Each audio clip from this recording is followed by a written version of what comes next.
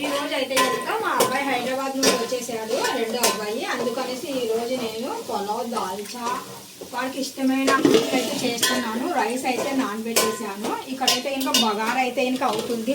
Plane pulao అయితే చేస్తున్నాను. వాడు మళ్ళీ 6 నెలల తర్వాత వస్తాడు, ఇంకంతవరకు రాడు. పాపం కొత్తగా జాయిన్ అయ్యాడు ఇంకొక దాంట్లో. అందుకనేసి మన చిన్న అబ్బాయి వచ్చి వెళ్ళాడు. ఇప్పుడు మాత్రం రెండో అబ్బాయి వచ్చాడు.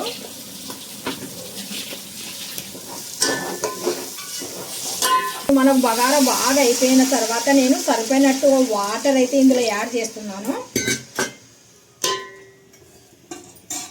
వాటర్ అయితే ఆ మాత్రం అయితే సరిపోతుంది, అందుకనేసి అలా వేసి వదిలేస్తున్నాను. ఇప్పుడు కొద్దిగా కల్లుప్పు అయితే ఇంకా యాడ్ చేస్తున్నాను నేను. వాడికి పులావ్ దాల్చా అంటే చాలా ఇష్టము. అందుకనేసి పులావ్ దాల్చా కాంబినేషన్ గోంగూర అండి, చికెన్ గుడక. ఇప్పుడు దీంట్లో ప్లేట్ మూసి కవర్ చేసేద్దాము. ఇదైతే గోంగూర అండి.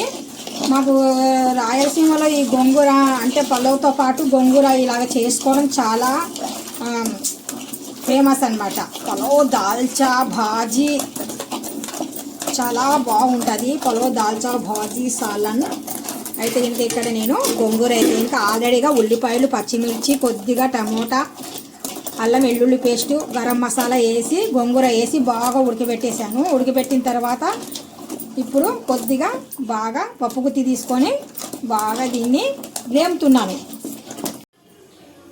గోంగూర కట్టి భాజీ అంటాము, మీరేమంటారో కామెంట్ చేసి చెప్పండి. దాల్చా అయితే ఇంకా మనకు ఇదిగోండి దాల్చా ఇలాగ ఉంటుంది. దాల్చా అంటే కనుక మనకు కందిపప్పు, పచ్చి శనగపప్పు అండి. శనగపప్పులో కొద్దిగా టమోటా, వంకాయ, కారం పొడి, పసుపు ఇవే వేసాను. ఇవి వేసి బాగా అంటే 2-3 విజిల్ వచ్చేంత వరకు మెత్తగా ఉడికేంత వరకు వేడి చేశాను. ఉడికింది అనేది దాల్చాలో ఉన్న వాటర్ అయితే ఇంకా సైడ్కి తీసేసిన తర్వాత మనం ఇలాగా వేమాము అనుకోండి, దాల్చా చాలా బాగుంటుంది, నలుగుతుంది కూడా ఫాస్ట్గా. వాటర్ ఉంటే ఇంకా నలగదు, అందుకనేసి ఎగస్ట్రా వాటర్ అనేది సైడ్కి తీసి పెట్టాను చూడండి. తర్వాత మాత్రం ఇక్కడ మొత్తానికి ఇదంతా బాగా పేస్ట్ లాగా దగ్గరికి ఇలాగా రేమాలి, మెత్తగా ఎంతవరకు రేమేద్దాం. ఇప్పుడు నేను రైస్ అంటూ నానబెట్టాను కదా, ఈ రైస్ వాటర్ అనేది తీసేస్తున్నాను సైడ్కి. రైస్ అయితే ఇంకా వేసేస్తున్నాను. ఇక్కడ మనకు రైస్ అంటే 1 కేజీ రైస్ కన్నా కొద్దిగా ఎక్కువ తీసుకున్నానండి.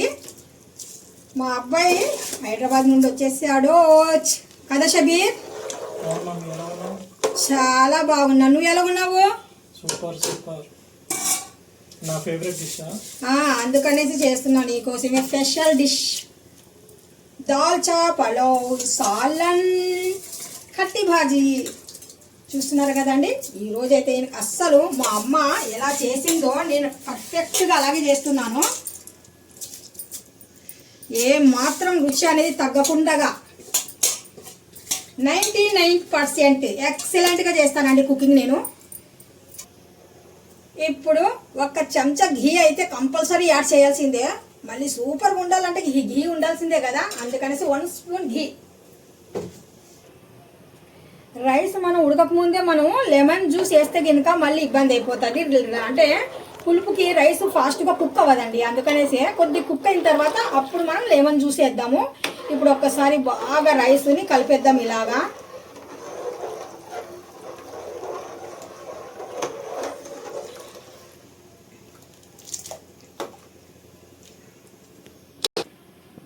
ఇప్పుడు నేను రేమి పెట్టిన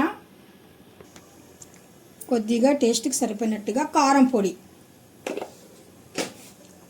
గరం మసాలా, అల్లం వెల్లుల్లి పేస్ట్ టేస్ట్కి సరిపోయినట్టుగా ఒకసారి బాగా ఇలాగా కలిపేద్దాం. పండు పులుసు. ఇప్పుడు మళ్ళీ పులుసుకి పప్పు బాగా కలిసిపోయేలాగా మనం ఒక్కసారి పప్పు గుత్తి తీసుకొని ఇలా కలిపేద్దామండి. దాల్చకు సరిపోయినట్టుగా ఇక్కడైతే ఉప్పు అయితే యాడ్ చేస్తున్నాను.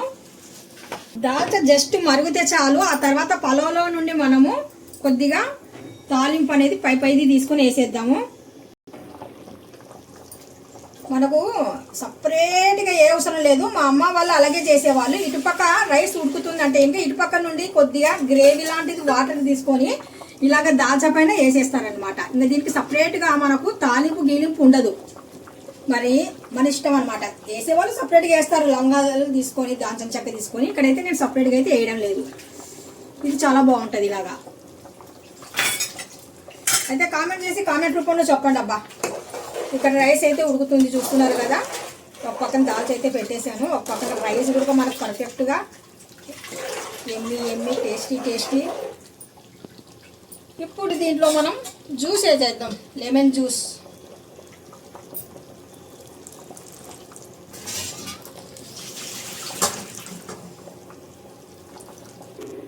ఇప్పుడైతే ఇందులో మనము కొద్దిగా ఫ్రెష్ అయిన కొత్తిమీర అయితే ఇంకా వేసేద్దాము. ఇంకా బాగా మరిగి కొద్దిగా థిక్నెస్ వచ్చేస్తే ఇంకా దాల్చా రెడీ.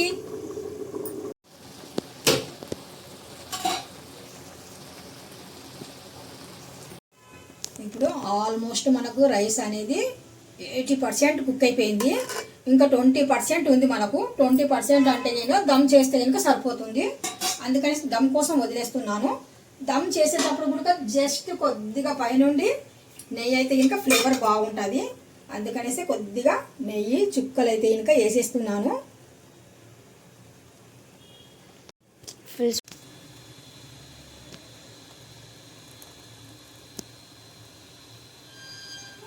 ఇప్పుడు రైస్ మనకు పర్ఫెక్ట్గా చూస్తున్నారు కదా. మనము ఎసురు ఎలాగ వేసామో దాన్ని బట్టి మనకు రైస్ పొడిగా ఎంత చక్కగా వచ్చేసిందో చూడండి. ఇంత చక్కగా వచ్చేసింది. రైస్కు మనము వాటర్ కొద్దిగా ఎంత వేసుకుంటే సరిపోతుందో ఆ మాత్రమే చూసుకొని వేసుకున్నాం అనుకోండి. పర్ఫెక్ట్గా చెప్పాను కదా.